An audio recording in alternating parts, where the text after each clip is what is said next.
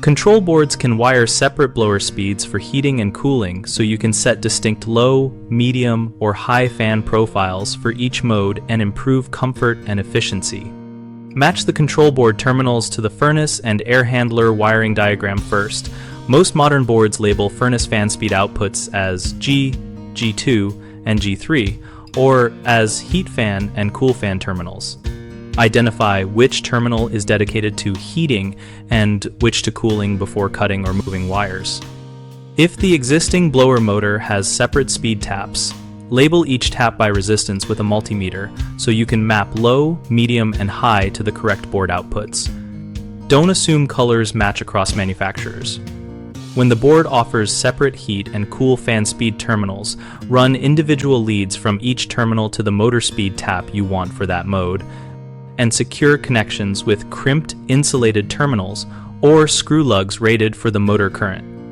If the motor is electronically commutated or variable speed, configure the board for a control signal type, pulse width modulation or variable frequency drive, and match the signal voltage and common reference exactly to avoid motor damage.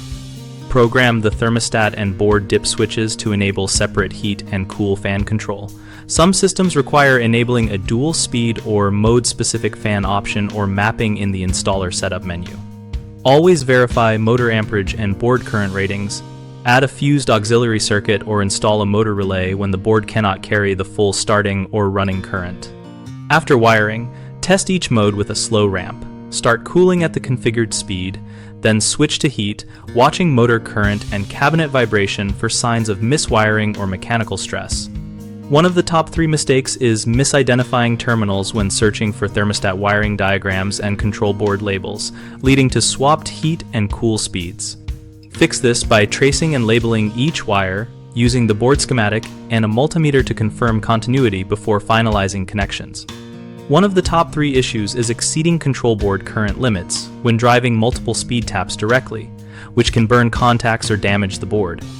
Fix this by installing a dedicated motor relay or contactor sized for the blower motor and use the board only to switch the relay coil. One of the top 3 errors is overlooking motor compatibility with variable speed control or electronic control signals, causing erratic speed behavior.